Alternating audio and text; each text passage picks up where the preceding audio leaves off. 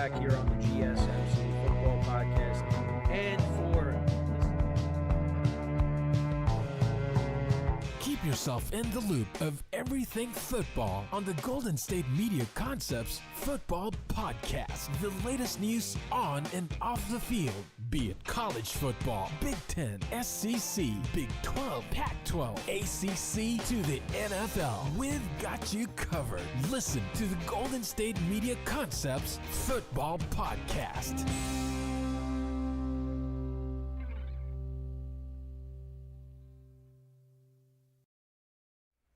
And welcome everybody to another edition of the GSMC Football Podcast, brought to you by the GSMC Sports Network. As always, I'm your host, Kenneth Gruenfelder, and it's great to have you guys here on this Tuesday, October 1st. We have a lot to cover on the show today. Before I get into that, just want to remind you guys, as always, to tip or donate and get your comments recognized. Make sure to go to the Super Chat button in the chat. This will help create a super chat of any thought or comment you want to see be put out on the live broadcast. I will acknowledge that during the live broadcast, and it makes the show more lively, more entertaining between myself, the host, and you guys, the viewers. We appreciate your guys' viewership each and every day, so any contribution you can make to the show means the world to us as we put out content for you guys each and every day. And also, the other way to help out the show is by going to the link at the bottom of the show segment, gsmcpodcast.net. That is gsmcpodcast.net. So let's get into what we are going to discuss for today. So we're going to start off the show. We are going to recap last night's game between the Seahawks and the Lions, another shootout between these two teams. So we'll get into the specifics of it. Then in the second part of the show, we'll talk about the Jets-Broncos game, the Jets dropping to 2-2 after a 10-9 loss to the Broncos, and we'll get into that and talk about it. Then in the third part of the show, we'll talk about the Commanders.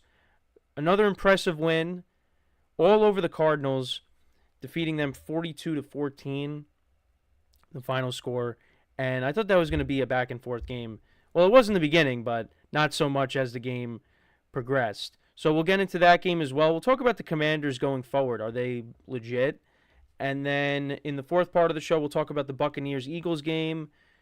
Eagles losing that 33-16, once again falling to the Buccaneers. So kind of picking up where they left off when they matched up in the playoffs. And then in the final part of the show, we'll recap the other game from last night between the Titans and the Dolphins, which was not as entertaining as Lions Seahawks, but I was locked in on it for fantasy purposes, and we'll get into that as well and what happened with that. So let's get into the first topic, which is talking about the Lions and the Seahawks. So whenever these two teams match up, it's always high scoring. For whatever reason, it's always high scoring, and that continued last night. Now, I had it on the lower side.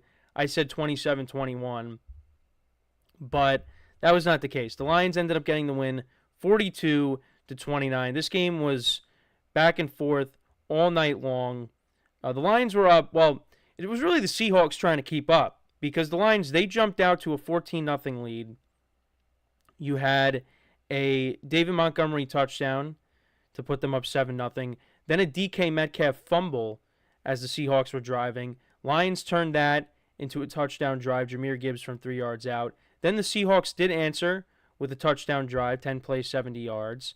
And that was a Kenneth Walker touchdown who had a really good game last night.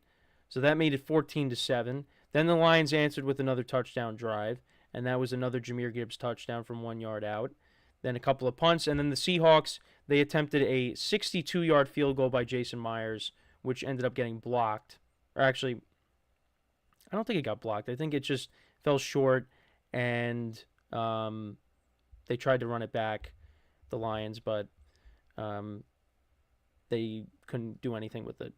So then, in the second half, all touchdown drives in the third quarter. Seahawks, they went 10 plays, 75 yards to make it 21-14.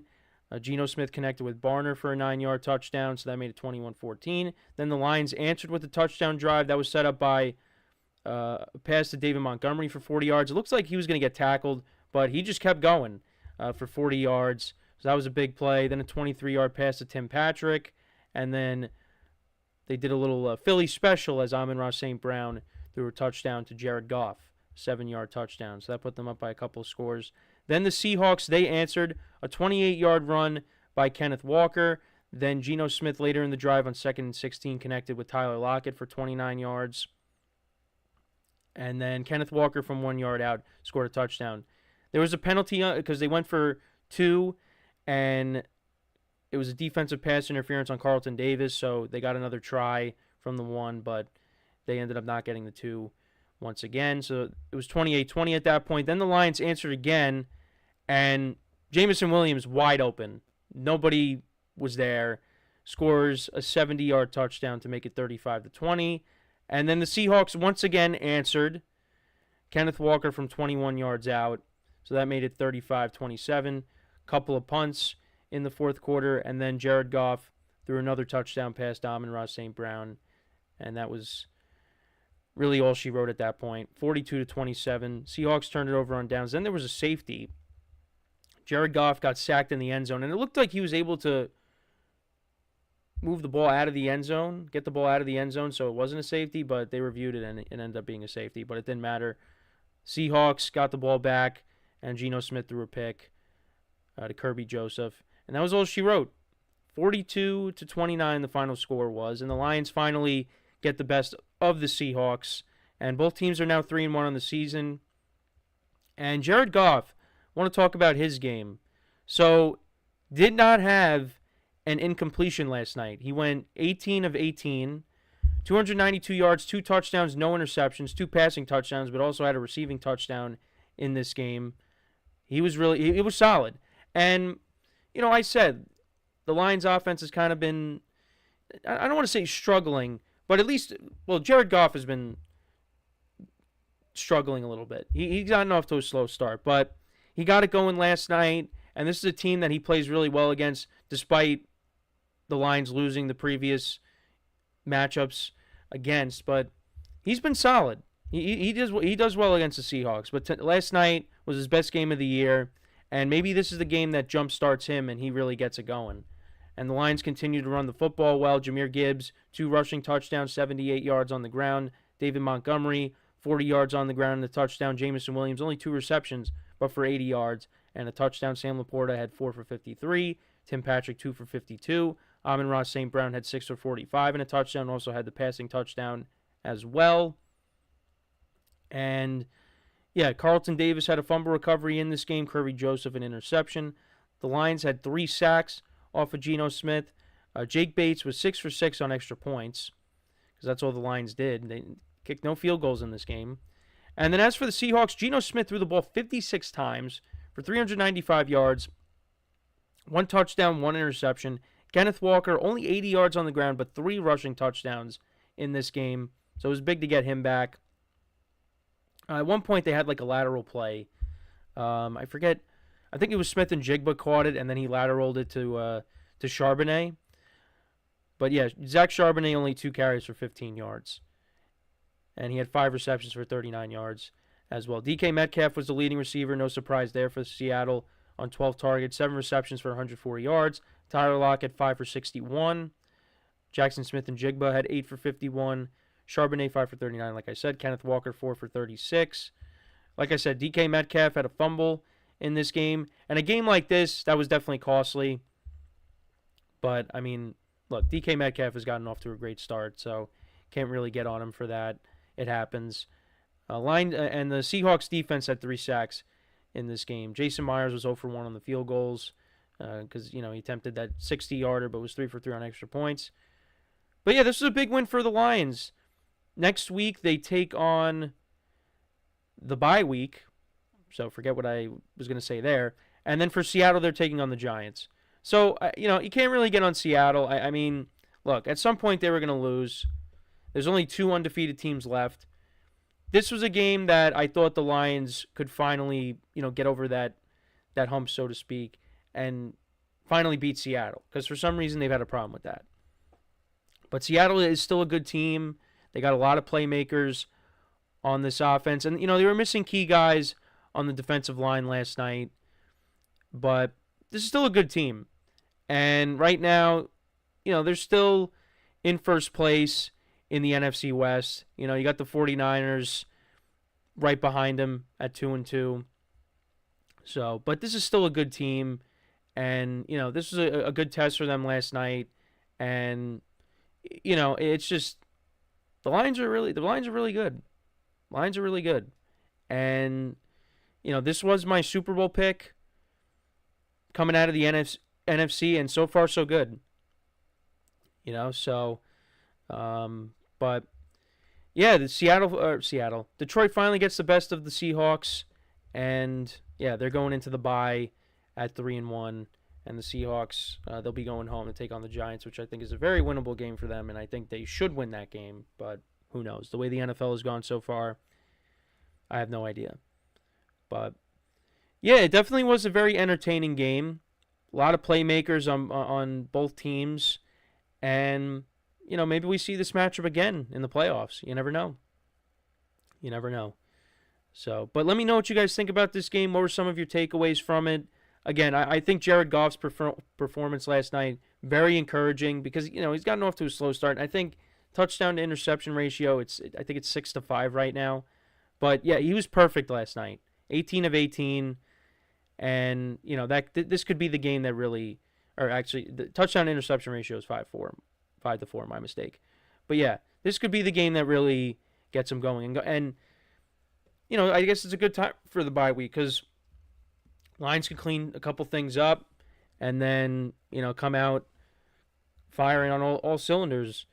And when they come out of the bye week, they take on the Cowboys in week 6. So that's going to be a very interesting game, because of course that's the rematch from the second to last week of the season, when the Lions, they thought they went ahead, but they called back that 2-point conversion because the tackle didn't report eligible, even though he did, and there was just that whole miscommunication there between the refs and the Lions. It was a mess. And to be honest, the way the Cowboys are playing, I know they're 2-2, but they're not playing well. That's a weaker Cowboy team, and I think the Lions, I mean, it's still, we're 2 weeks away from it, but a little less than 2 weeks away from it, but I think the Lions should win that game. Lions are the better team. So, but let me know what you guys think about the game from last night. What were some of your takeaways from it? Again, Seattle at some point was going to lose, and I figured it would be last night. Offense was still able to move the ball, but they just could not stop Detroit. So, but yeah, an entertaining game nonetheless. At least one of the games is entertaining. So, we're going to take our first break of the show, and then when we come back, we'll talk about a game that maybe wasn't entertaining, maybe for certain people was entertaining, but yeah, we'll talk about the Jets and their loss to the Broncos when we return from our first break. So with that being said, stick around, and we'll be right back here on the GSMC Football Podcast. I feel like I'm losing my mind. Is everybody in the world blind?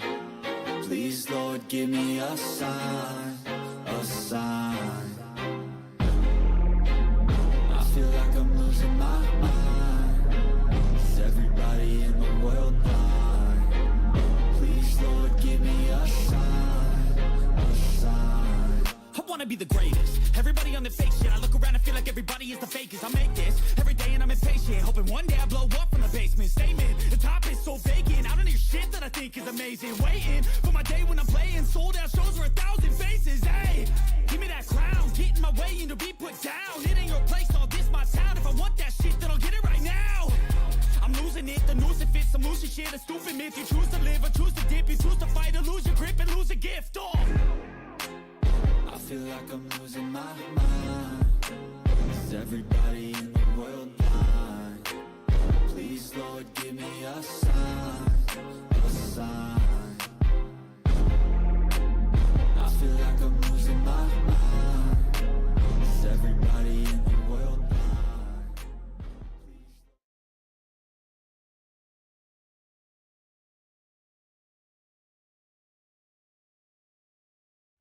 All right, and we are back here on the GSMC Football Podcast, and for the second part of the show, we are now going to get into talking about the New York Jets and their loss to the Denver Broncos. And it was an interesting game. It was an interesting game. It's really how I could put it. And, the Broncos, they were coming off of that convincing win against the Buccaneers. They went into Tampa and they won 26-7. And, with this game here, it was lower scoring. Both offenses struggled. The weather was bad. But the Broncos did just enough. They did a little bit more to pull past the Jets. But yeah, this was a slugfest. Both offenses struggled. I mean, Bo Nix had like negative 60 passing yards or something like that. I mean, he finished with 60 passing yards on the day. But it just was not good. Aaron Rodgers did not have a good first half. I think he had like 25 passing yards at the end of the first half. It was something ridiculous like that. But yeah, it just was not a good game. The Jets got the ball to start the game. I mean, they went 3-and-out quickly, but Garrett Wilson fumbles, and you thought, oh boy. But the Jets defense was able to, keep the Broncos out of field goal range. Well, first of all, there was a penalty, offensive pass interference, so that put them back to the Jets 40. Then there was another bad play, Bo Nix to Troy Franklin for -4 yards. So it's just the Broncos did nothing on that drive. There were a lot of punts in the first quarter, a lot of 3-and-outs. Then the Broncos ended up fumbling. Tyler Beatty, who actually, a scary situation on the sideline, so he got put on a stretcher. Not sure what happened there, but got hit, went to the sideline, and then he was getting put on a stretcher, so hopefully everything's all right there. But that's, scary situation there. And the Jets ended up turning that fumble into a field goal drive, so Greg Zuerlein from 23 yards out. From the Broncos' 5-yard line. So they were at the Broncos' 1-yard line. And first and goal from the 1, Breece Hall can't get in. Breece Hall, second and goal, can't get in. Then Rodgers tries to throw it on third down. They get nothing. Then they were going to go for it on fourth and goal, and then John Simpson, their center, gets called for a false start, and they have to kick a field goal. So that was bad. The Jets should have got 7 there. Or put Braylon Allen in. That's one thing that Jet fans were talking about is, why is Braylon Allen not in the game? Because Braylon Allen, their rookie, he's been doing well. So you could have gave him a shot, but they didn't. And they settled for 3. More punts. Jets were up 6-0 going into the second half. 9 plays, 56 yards, minute and 47 of time of possession. Rodgers connected with Lazard for 25 yards. Then there was a 21-yard pass play to Mike Williams that got reviewed. It was originally incomplete, but they ruled it complete. But, yeah, Greg Zuerlein, 35-yard field goal, so that made it 6-0 Jets. More punts, and then the Broncos went 11 plays, 87 yards, and Bo Nix connected with Courtland Sutton. Key play in that game was 3rd and 11 from the Broncos' 24, and Bo Nix connected with Courtland Sutton for 29 yards. Then there was a penalty, defensive pass interference on Michael Carter. Then there was another offsides penalty on the Jets. And like I said, on 3rd and 7 from the Jets' 8, Bo Nix connected with Courtland Sutton for an 8-yard touchdown. So that put the Broncos up 7-6. Then the Jets, they answered with a field goal drive. So Rodgers connects with Allen Lazard on this drive for a first down for 12 yards. And then he gets an unsportsmanlike conduct penalty for flicking the ball and pointing his fingers down the field. Wasn't even looking at the Broncos guy. So that was a costly penalty. It's just some of these calls that the refs make. I know they got to do that, but, I mean, they don't let the players do anything. I mean, Jameson Williams did the old Jimmy Graham touchdown celebration where he dunked it on the goalpost. I mean, why can't you just let the players have fun? It just doesn't make sense. But I don't know. That's one of the things that I typically don't agree with is these unsportsmanlike conduct penalties. But yeah, so that ended up being costly because that put the Jets back. So they had to settle for yet another Greg Zuerlein field goal to make it 9-7. So then we go to the fourth quarter. Broncos answer with the field goal drive. They started running the football more, and, that proved to be effective. A lot of Javonte Williams runs on that drive. They got to the Jets 29, and Will Lutz kicks a 47-yard field goal to put them up 10-9. Couple of punts. Jets turned it over on downs. Then the Broncos, they missed a 50-yard field goal with Lutz. And then the Jets go down the field, 9 plays to Breece Hall, then a defensive pass interference, and that set them up in good field position. They got up to the Broncos 32. Now, Rodgers tried to hit Garrett Wilson at one point late in the game. And if Garrett Wilson turns around and sees the ball, Rodgers hits him. And that would have been a huge play, but that ended up not happening. That was the second to last drive of the game for the Jets. But yeah, so they got to the Broncos 32. Zerline attempted a 50-yarder, and he ended up missing it. And the Jets ended up losing.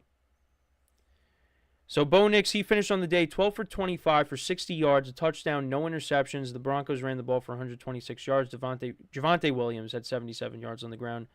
Jaleel McLaughlin had 46 yards on the ground. The leading receiver was Courtland Sutton, 3 for 60 and a touchdown. Broncos defense, 5 sacks in this game. And then for the Jets, Aaron Rodgers went 24 of 42 for 225 yards, no touchdowns, no interceptions. Breece Hall and Braylon Allen, their rushing stats, Braylon Allen, 8 carries for 34 yards. Breece Hall, 10 carries for 4 yards. Could not get anything going on the ground. Rodgers had 5 for 26. And actually got hurt in this game at one point. Mike Williams was their leading receiver, 4 receptions for 67 yards. Alan Lazard, 5 for 58. Garrett Wilson, 5 for 41. Tyler Conklin, 4 for 17. Garrett Wilson had a fumble in this game, like I said. No sacks by the Jets defense. And, yeah, the Greg Zuerlein field goal was a back burner at the end. But, yeah, not a good game. Offensive line could not protect Aaron Rodgers. And like I said, he got hurt in this game. He gets sacked, and, he came up limping. And you can't have that. The Jets have done a great job these first, 3 games before this one in protecting Rodgers. Even against the 49ers, I know they didn't play well. I know they got destroyed, but they protected Rodgers. Rodgers really didn't get hit in that game. This game, he got hit a lot. And that's concerning. That is really concerning. Because if that continues, well, you're going to see Tyrod Taylor sooner than later. And I don't want to see that. Also, the play calling. Play calling was not great. The fact that, you didn't try to establish the run, give the ball more to Breece Hall and Braylon Allen, that's a problem, especially in those weather conditions. The running game should play a factor. I mean, look at what Breece Hall did against the Patriots in Foxborough last year in the snow. He had 32 carries, I believe. Here he only had 10. Why are you not trying to establish the run? They kind of abandoned it. I got to give the Broncos defense credit because they've played great these last 2 weeks. I mean, the offense is still struggling, but despite that, they got a good defense. So I give the Broncos defense credit, but, the Jets, this was a game they should have won. Should have won this game. And a lot of people point to the head coach.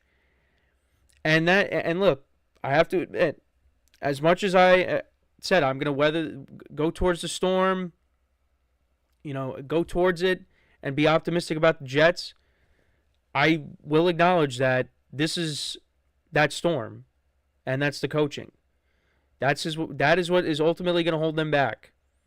And the fact that the Jets had all this time off, you had a mini bye week between when they played the Patriots to now, and they came out like that, that falls at the head coach. Like, look, Rodgers didn't play well, and he acknowledged it. I know people are saying he didn't acknowledge that, but he said that he made some bad throws.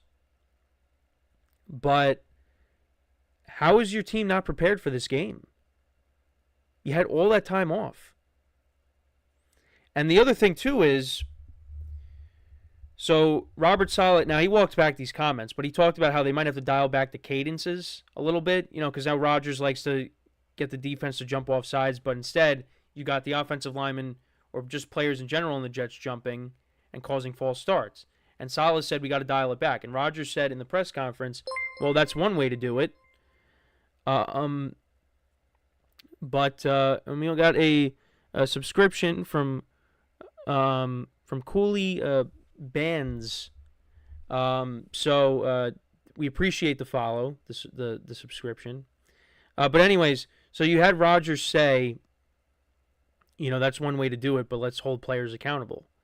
So, of course, you're going to have people saying Rodgers is right. Then you got people saying, well, Rodgers shouldn't be saying that. I mean, Rodgers is right. It's what he does. The free play is one of his weapons. And if you want to dial that back, you're taking that away from him. So, yeah, it's not looking good right now. It's things like that where you're like, this season could definitely unravel. So I'm hoping that's not the case because I would like to see the Jets do well. And look, I don't think, even with Rodgers not playing great on Sunday, I still think, he's still got good football left. But the problem is you got a head coach who, is different from the other head coaches that he's been a part of. Because the previous two head coaches that Rodgers had, you won a Super Bowl with one, but you went to multiple NFC championship games with Mike McCarthy and, you went to multiple with Matt LaFleur in 2019 and 2020. Robert Saleh is unproven. And before Aaron Rodgers, Robert Saleh has a terrible record. And that record continues to get worse. And now you look at the Jets' schedule coming up. They got the Vikings in London, one of the two remaining undefeated teams. And then you got the Bills at home. And you still got no Hassan Reddick. Some of the guys that you let go on the defensive line, well, you kind of miss them. Who was on the Broncos defensive line on Sunday? John Franklin Myers, a guy that they let go to bring in Hassan Reddick. I think that was one of the reasons why they let him go. Or they traded him. Some of these under-the-radar guys that we didn't expect the Jets really to miss, they kind of miss them. So, yeah, it's not a good game for the Jets. And not on the same page with Garrett Wilson still. So it's a concern, and they could very easily go 2-4 if they lose these next two games. Or it's definitely possible to lose these next two games. I mean, obviously, yeah, if you lose the next two, you are 2-4. And then you take on Pittsburgh in Pittsburgh on Sunday Night Football, I believe. You could be 2-5. Going up against TJ Watt, if this offensive line can't protect him. But, yeah, not a good game for the Jets. But let me know what you guys think about the game. What were your takeaways from it? Broncos improved to 2-2. Jets dropped to 2-2. So before we go to break, just want to remind you guys once again to tip or donate and get your comments recognized. Make sure to go to the chat, hit the super chat button if you want to put out a thought or comment that you want me to acknowledge during the live broadcast.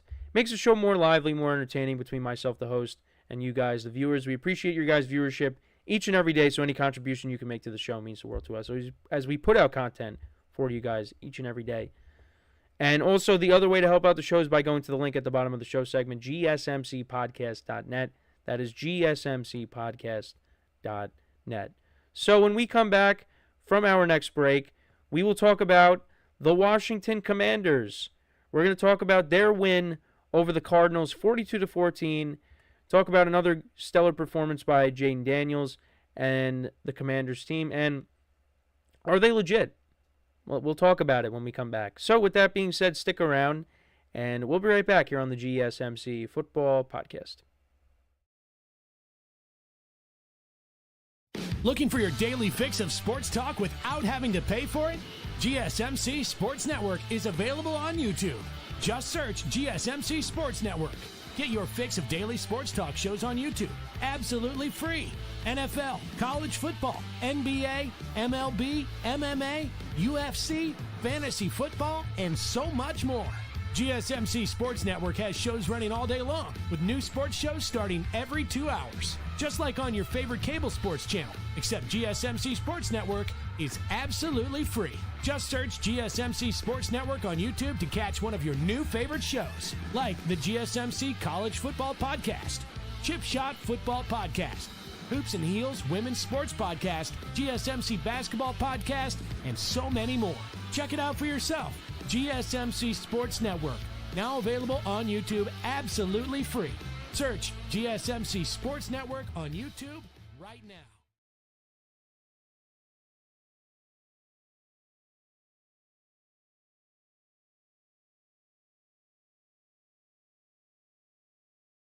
All right, and we are back here on the GSMC Football Podcast. And for the third part of the show, we are now going to talk about the Washington Commanders and their win over the Cardinals. So I did think that this game was going to be back and forth.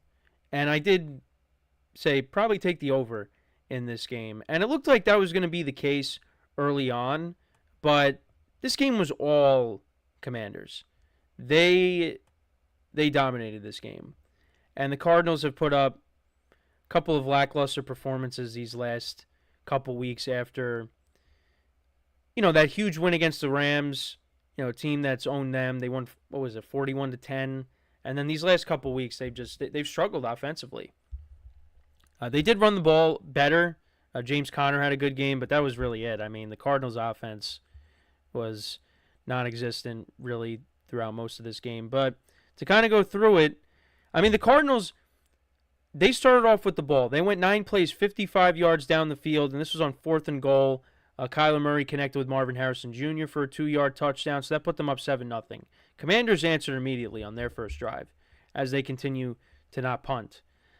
They went 9 plays, 70 yards down the field. Brian Robinson Jr. scores a 6-yard touchdown to make it 7-7. Then the Cardinals punted. Commanders score yet another touchdown to put them up 14-7.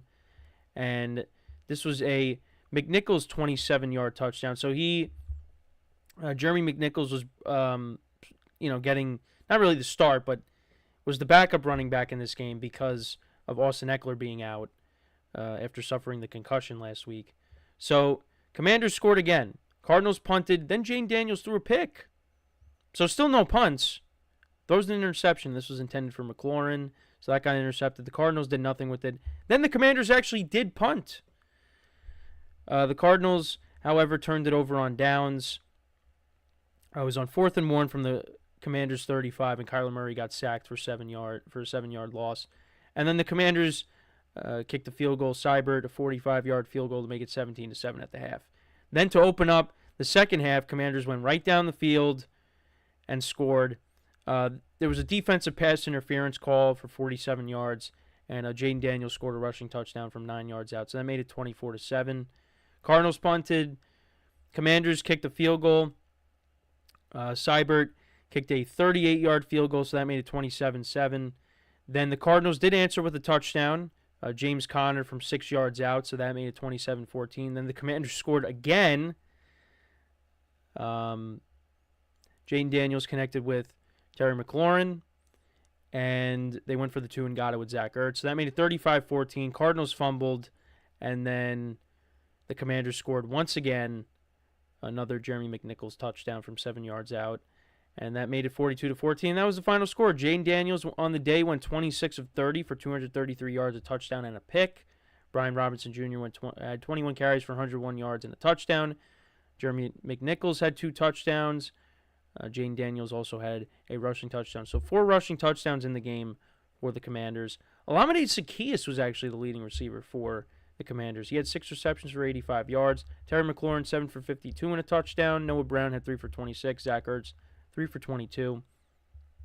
Fumble recovery by Frankie Louvu. That was one of the takeaways they had from the Cardinals in this game. Commanders' defense had 4 sacks. Defense played well. Kyler Murray only went 16-22 for 142 yards and a touchdown. James Conner had a good game, 18 carries for 104 yards and a touchdown. Marvin Harrison Jr., 5 for 45 and a touchdown. Michael Wilson had a fumble loss in this game. Trey Benson and DJ Dallas both had fumbles, but they were not lost. And the Cardinals' defense had no sacks. Matt Prater, 2 for 2 on extra points. I picked him up in fantasy and because he was doing well this year, and of course he only gets 2 fantasy points for me. But another impressive performance by the Commanders. They improved to 3-1 on the season, and they are in sole possession of first place in the NFC East. So how about that?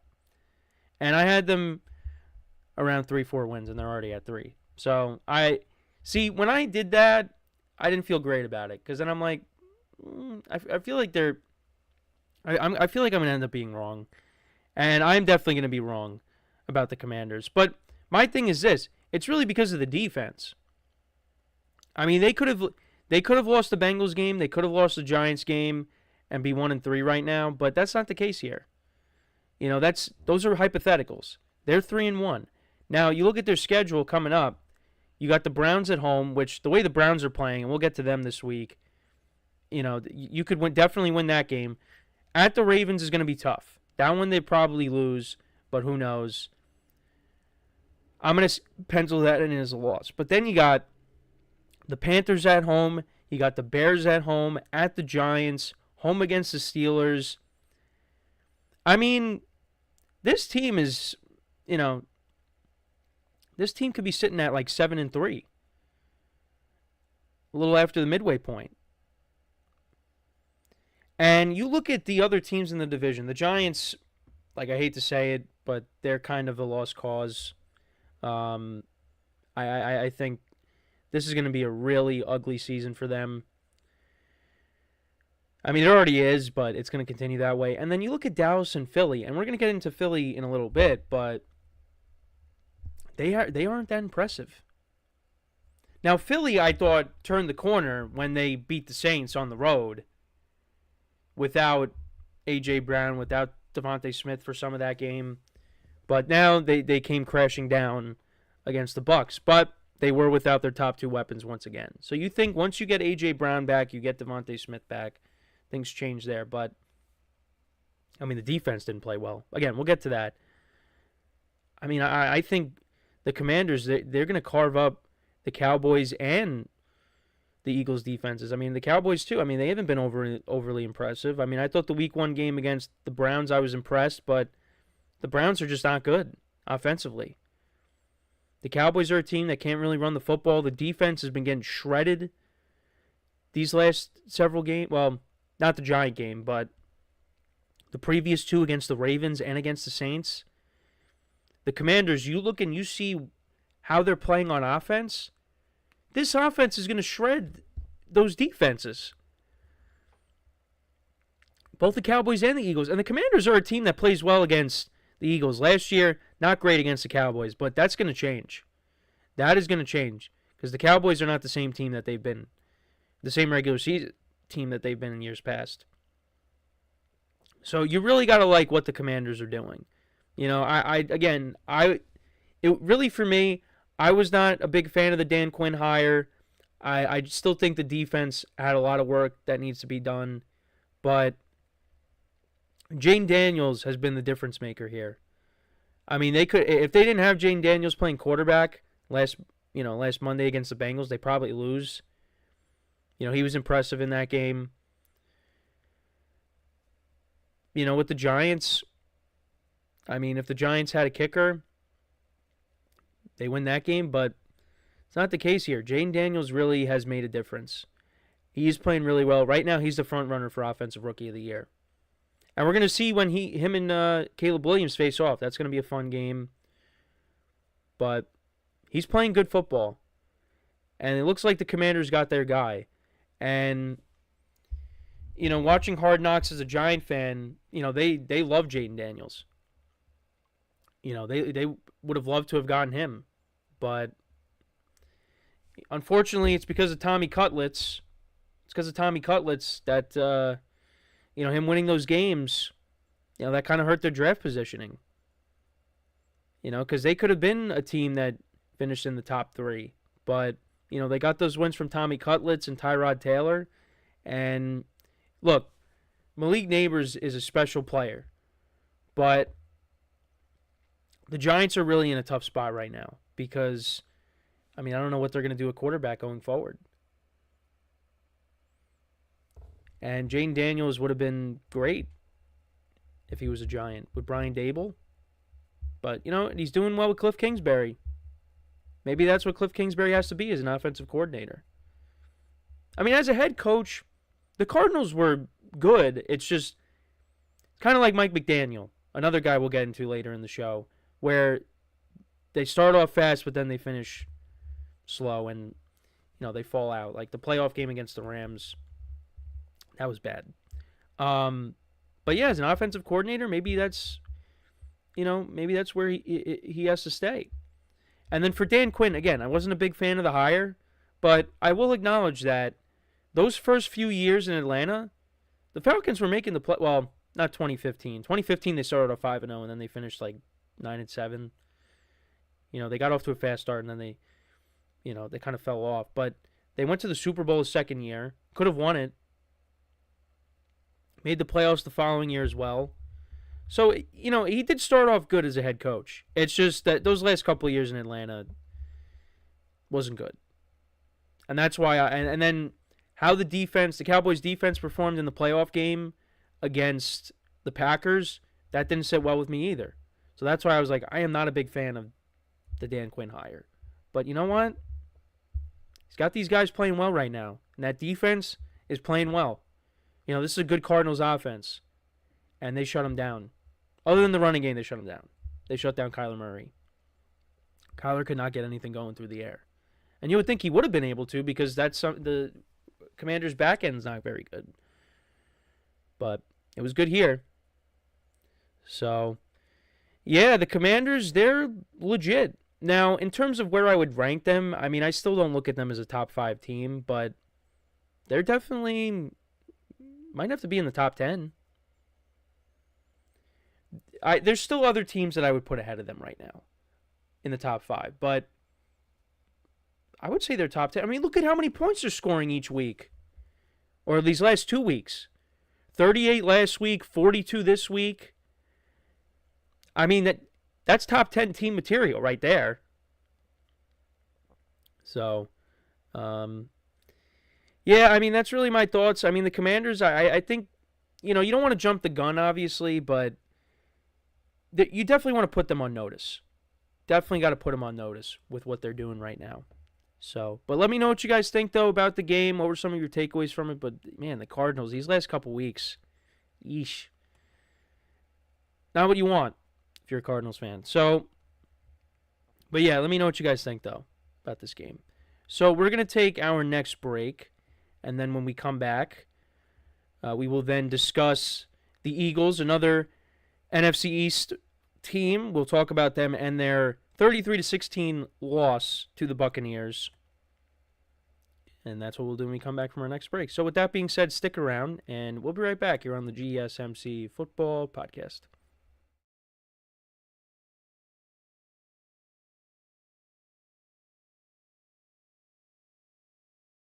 For the best and latest podcasts available anywhere, go to the podcast app on your cell phone and type in GSMC to access free content-rich podcasts on health and wellness, book reviews, sports, entertainment, relationships, social media, movies, technology, finance, and even weird news. Subscribe and download the GSMC Podcast Network's family of shows, available everywhere podcasts are found.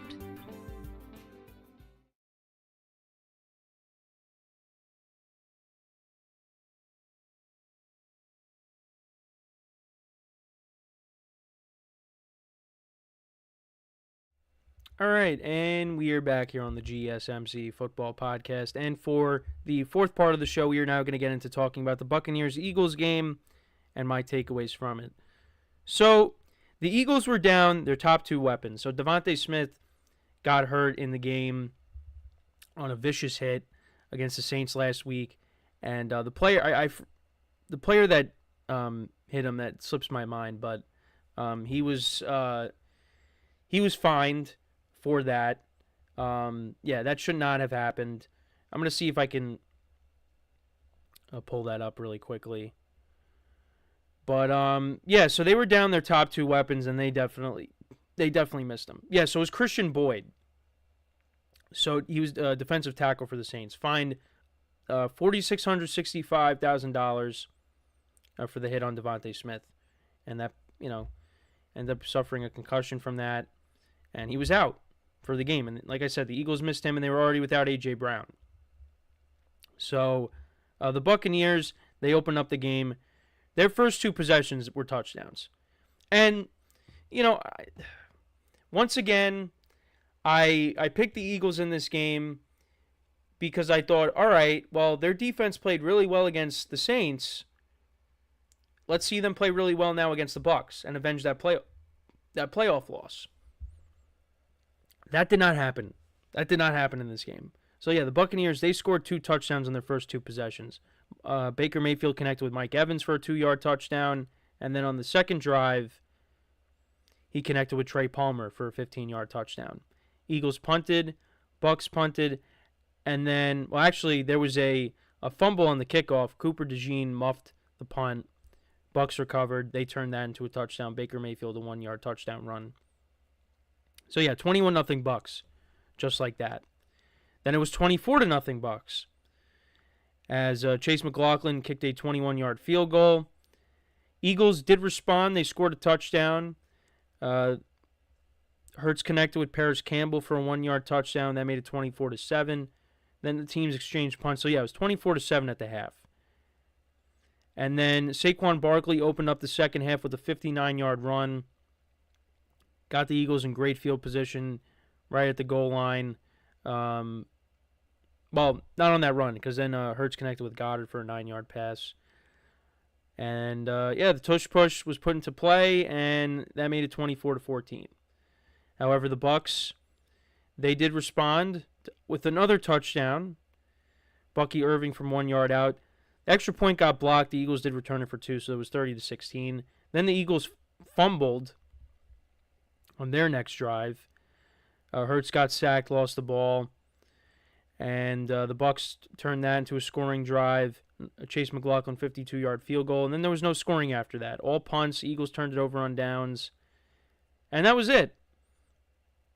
Jalen Hurts went 18-30 for 158 yards, 1 touchdown, no interception. Saquon Barkley, only 10 carries in this game for 84 yards.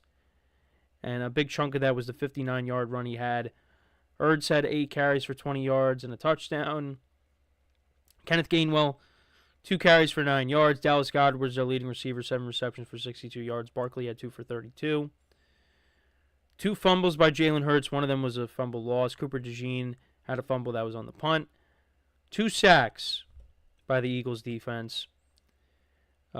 Jake Elliott, 2 for 2 on extra points. And then as for the Buccaneers, Baker Mayfield, another solid performance, bounce-back performance after the rough game against the Broncos last week.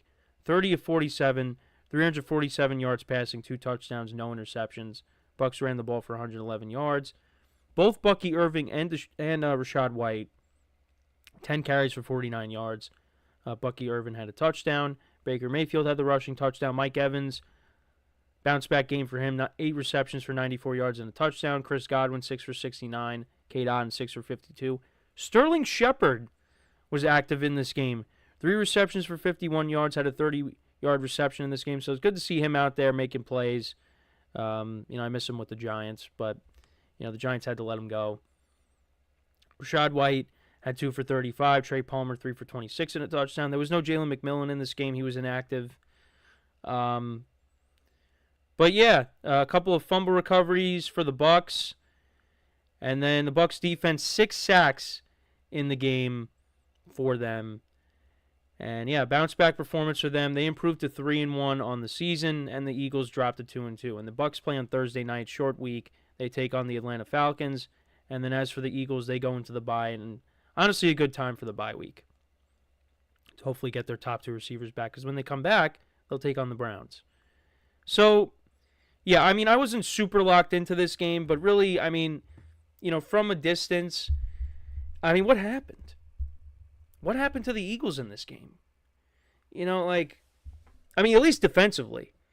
Because, they put up this impressive performance against the Saints, a team that scored 40 points their first 2 weeks, and you hold them to 12. The Eagles had almost 500 yards of total offense in that game.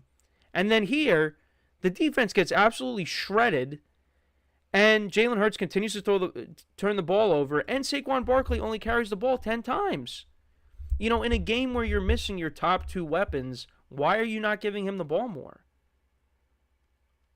I mean, they had that big splash play for 59 yards, but other than that, didn't really use him. And I guess it's because, well, they were down 21-0. So, you know, they had to throw the football more. But got to get Barkley more involved. I mean, they slowly started to creep back into this game, but it wasn't enough. But yeah, the Eagles are a very frustrating team because last week you think, all right, you know, they were without Devontae Smith and A.J. Brown, but they had almost 500 yards of offense. The defense played well. Barkley had a great game. Wait till this team is back at full strength. And then, you know, you're missing your top 2 weapons, and which I get, you know, from that perspective, why the offense struggled. But the defense, they had no chance. The defense did not keep them in this game. And you're already seeing everybody talking about Vic Fangio and his bend but don't break defense. Yeah, you can't have that. But the defense is breaking. Because, I mean, you're already down 21-0. Now, the third touchdown is because, you know, you gave the Bucs good field position. But, yeah, it's not good. And the Buccaneers, they continue to own the Eagles. So, you know, this is a good time for the bye week. Hopefully, you know, for the Eagles, they get back A.J. Brown, they get back Devontae Smith, and then offensively, they'll look better. But, yeah, that was not good.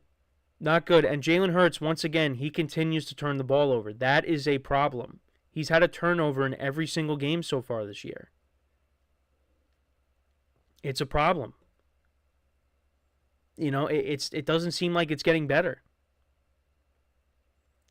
This is something that was an issue last year, and it continues. And if it continues, well, I mean, it's going to hold the Eagles back. So they got to get that straightened out. Got to get healthy. Got to limit the turnovers. And you also got to give Barkley the football more. Cannot have 10 carries in this game. Can't. Got to give him the ball more. I mean, he really fits with the Eagles. I mean, he's played so well for them. And you expected that. But also the offensive line did not play well. I mean, Jalen Hurts getting sacked 6 times. You don't want to see that. So the Eagles got a lot of things they got to clean up. But we just talked about the Commanders. I mean, look, the Commanders have their issues too. Every team does. But right now, the Commanders, they look like the best team in the division. The Eagles, they have the best. They have, overall, when you look at this team on paper, they have the most talent. But they're not playing like it. And Nick Sirianni's got to figure it out because, you know, his job is going to be on the line. If the Eagles don't have a good year, he is gone. He is gone after this year. So, but it's still early. You know, the Eagles, I mean, it could be a lot worse. I mean, they're fortunate that, you know, they very easily could be 3-1, but they could very easily be 1-3. You know, the Packers game was ugly in week 1. They could have lost that game. They could have won the Falcons game. They could have lost the Saints game. But where they're at right now, they're 2-2. It could be a lot worse. It could be better. It could be worse. But take 2-2, go into the bye week, figure some stuff out, and come out against the Browns, a team that has continued to struggle offensively, and go from there. But, yeah. Not really liking what I'm seeing from the Eagles. Like, last week showed me something. I put them in my top 5 after they beat the Saints. The degree of difficulty. You were down your 2 top weapons. You put over almost 500 yards of total offense. Your defense shut down a team that was, you know, blowing out their first 2 opponents. The Panthers and the Cowboys. So I was like, all right, maybe the Eagles turned the corner here. But the Bucs absolutely dominated this game. And I really haven't talked about the Bucs. You know, credit to them. They continue to play well. I mean, they put up a stinker against the Broncos. And look at what the Broncos defense. I mean, I credit the Broncos defense. You know, and, you know, Bo Nix managed the game. You know, the Broncos have a very good defense. They've shut them down. They shut the Jets down these last 2 weeks. And then the Bucs, they bounce right back. and Baker Mayfield continues to play well. Mike Evans had a bounce-back game. They got a nice duo with Bucky Irvin and Rachaad White. You had Vita Vea back, which was huge for that defense. And now they take on the Falcons, who they did not score an offensive touchdown on Sunday. So, that's a big divisional game here early on. And, we'll see what happens. Right now, the Bucs are in first place. With the Saints dropping their last two, the Falcons, they're 2-2. Panthers are 1-3. The Bucs are in sole possession, so this is a big game on Thursday. But that was an impressive win for them. They got Vita Vea back, like I said. He was making a difference. So we'll see what happens on Thursday. We'll make sure to preview that game on Thursday. But yeah, let me know what you guys think about this game. What were your takeaways from it? Let me know in the comments. So we are going to take our final break of the show. And then when we come back, we will recap the other game from last night. I'll talk about that, how that game unfolded, and I'll tell you whether or not I did win my fantasy matchup that I did have a chance to win. We'll get into all that when we return from our final break of the show. So, for one final time today, stick around, and we'll be right back here on the GSMC Football Podcast.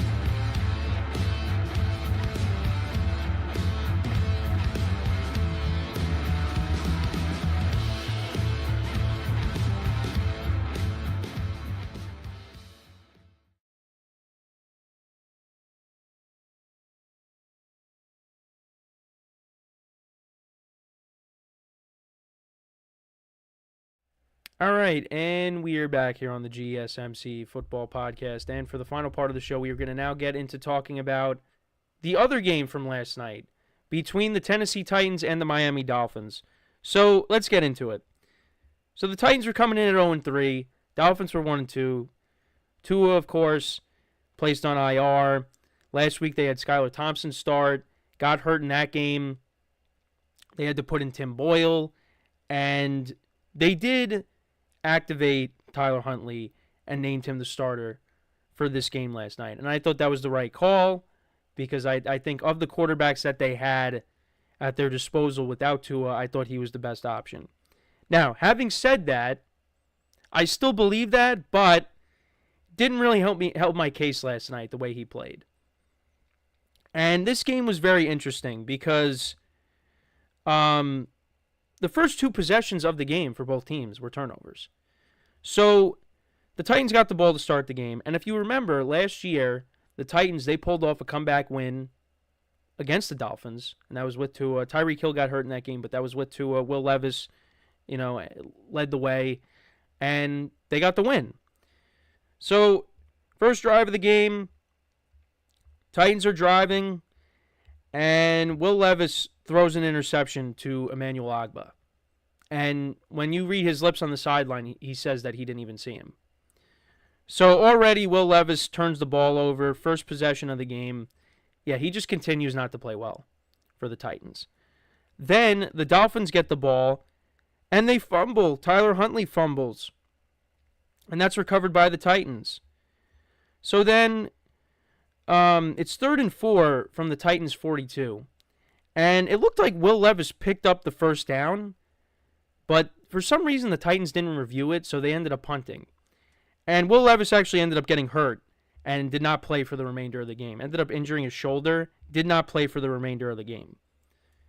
And Mason Rudolph ended up taking over. And I thought, okay, maybe with Mason Rudolph, when he took over for the Steelers last year, the offense, got it going, and they rode that into the playoffs. So I thought, okay, Mason Rudolph comes in, maybe, that'll help out this offense. And it did, just not the passing game. It was the running game. Titans just ran the ball basically the entire game, the entire rest of the game. The Dolphins then punted on their next drive. Titans then put together a field goal drive. Nick Folk, he was busy last night. 53-yard field goal to make it 3-0. Titans. Dolphins turned it over on downs. The Titans turned that into another field goal drive. They made it 6-0, and that was a 52-yarder from Nick Folk. Then Jason Sanders, he kicked a 44-yard field goal to make it 6-3, and the teams just exchanged punts. And then Titans got the ball back. Mason Rudolph hit Tyler Boyd for 27 yards, down to the Dolphins' 29. They were able to spike the ball with around 2 seconds left, and Nick Folk kicked another field goal. So it was 9-3 at the half. More punts in this game. Dolphins put together a drive that resulted in a Jason Sanders 56-yard field goal to make it 9-6. However, the Titans put together a touchdown drive that was set up by a 41-yard run by Tony Pollard. And then it was a direct snap to Tajay Spears for a 7-yard touchdown. Well, it was like a trick play. Like you had both running backs. They had Mason Rudolph off to the side. Spears did a fake handoff to Pollard that ended up going for a touchdown. Spears took it right up the middle, and it was 16-6 at that point. Dolphins punted another field goal drive for the Titans. Dolphins just could not stop the run. But yeah, this resulted in a Nick Folk 51-yard field goal that made it 19-6. Dolphins turned it over on downs. Another field goal to make it 22-6. Later in the game, this was a 29-yarder. Dolphins actually put together a touchdown drive. 11 plays, 70 yards, 7 minutes of time possession. Tyler Huntley, a rushing touchdown from 1 yard out. So that made it 22-12. Titans punted, then the Dolphins ended up getting a safety, intentional grounding in the end zone. And then the Titans scored a touchdown. Tony Pollard from 4 yards out on 4th and goal. And that was really all she wrote. Mason Rudolph went 9-17 for 85 yards. Will Levis, before he got hurt, 3 for 4, 25 yards. No touchdowns, 1 interception. Titans ran the ball 40 times for 142 yards and 2 touchdowns. Tony Pollard had 88 yards on the ground in the touchdown. Tajay Spears had 39 in the touchdown.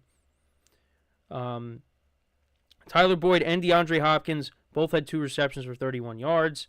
Tony Pollard had 2 for 20. Treylon Burks, 1 for 13. Calvin Ridley, only 1 for 5. Also did run the ball as well. 1 carry for 10 yards.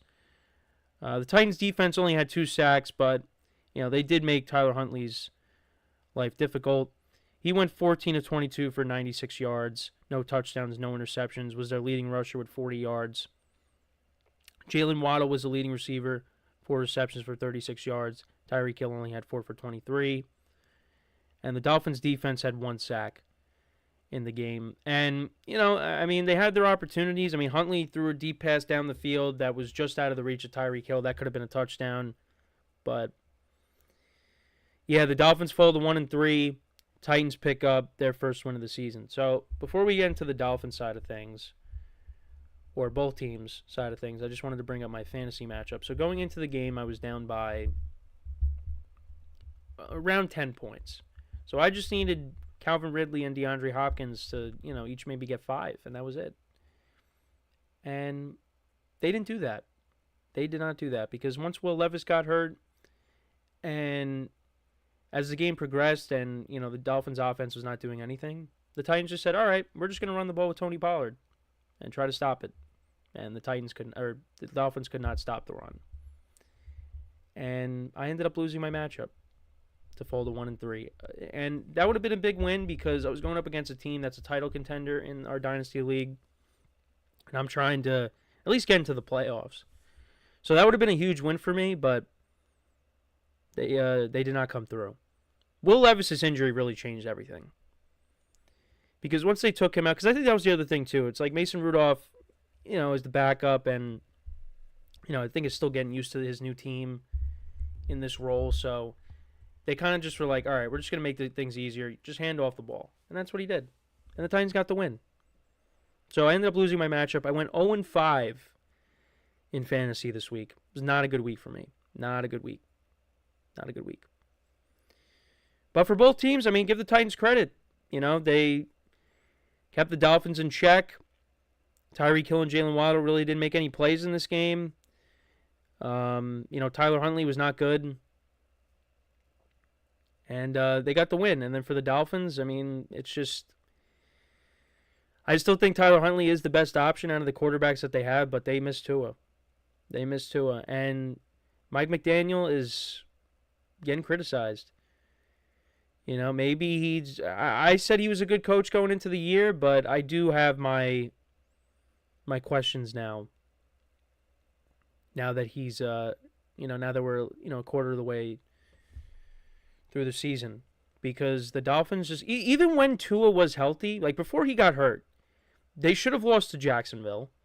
And Tua threw 3 picks before he got hurt against the Bills. So the Dolphins were... Tua was not playing well either. So... it's just, I don't know. I don't know what's going on. Well, now that Tua's out, I mean, Tua would definitely have played better these last couple of weeks. He would have kept the Dolphins in these games that they've lost. But, I mean, I think it's more than just a quarterback issue. I think Mike McDaniel might be, I guess he's not as good as I thought he was.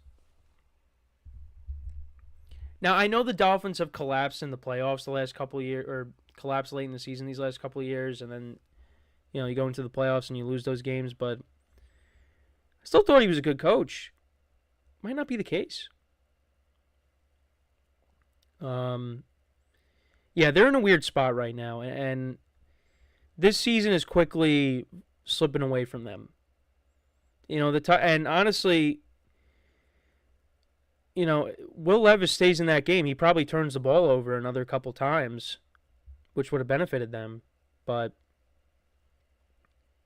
yeah, once he got taken out, they were like, all right, the Titans are like, we're just going to run the ball. Kind of like what I would do in NCAA or in Madden, just run the ball, keep the opposing offense off the field, drain a lot of clock to get the win. And the Dolphins just couldn't stop it. They could not stop the run. And it's coming, and the Dolphins just could not stop it. It's kind of like what happened with the Packers in the NFC Championship game against the 49ers, where Raheem Mostert had over 200 yards rushing, and the Packers they knew it was coming. They just couldn't stop it. That was literally what happened last night. Now, it's not like the running backs on the Titans had over 200 yards rushing. No. But that's all they did. Because they were like, well, our defense is playing well. Why are we going to put the ball in the air and put it in harm's way? Because if Mason Rudolph throws a pick in their own territory, Dolphins could cash in and score. But that never happened. So, yeah, Titans get their first win. They're on a bye. The Dolphins, they take on the Patriots in Foxborough next week. And I got to tell you, I have no idea who to pick in that game. No idea. But I might lean towards the home team. So. But yeah, this season for the Dolphins is quickly spiraling out of control. You can see Tyreek Hill is really upset on the sidelines. Not looking good. And I saw a TikTok, and for the SpongeBob fans out there, it's Tyreek Hill without a quarterback, Mahomes without his top receiver, and it's the episode where Mr. Krabs bets SpongeBob's contract and ends up losing it to Plankton. I think, what was it? It was either in poker or just in cards, whatever. Well, that's what it is. In poker, whatever. And, and then there's that song in the middle of the episode of them singing, so that I thought that was funny. Hopefully you guys know what I'm talking about, because otherwise that's embarrassing. But anyways, Tyreek Hill needs a quarterback, and Mahomes needs a receiver. So maybe the Dolphins trade him back. No, we'll see. But maybe Amari Cooper gets traded to the Chiefs. It's possible there. But that's something we'll talk about at a later time. But yeah, let me know what you guys think though about this game between the Titans and the Dolphins. It was not very entertaining, and then on top of that, the one fantasy matchup that I thought I was going to win, but I did say I had just as good of a chance to lose it as I did to win it, and of course I ended up losing to go 0-5 in fantasy this week. It was rough, but I did get 8 wins in the spread pool, so that was good. So at least we're moving in the right direction there. But yeah, let me know what you guys think about this game. What were your takeaways from it? Let me know in the comments. So with that is all the time that we have for today. Thank you guys for tuning in. Make sure to check out all the other shows on the network. We greatly appreciate it. And until next time, I'm Kenneth Grunfelder signing off from the GSMC Football Podcast, brought to you by the GSMC Sports Network. Have a good day, and I will talk to you guys tomorrow. Take care.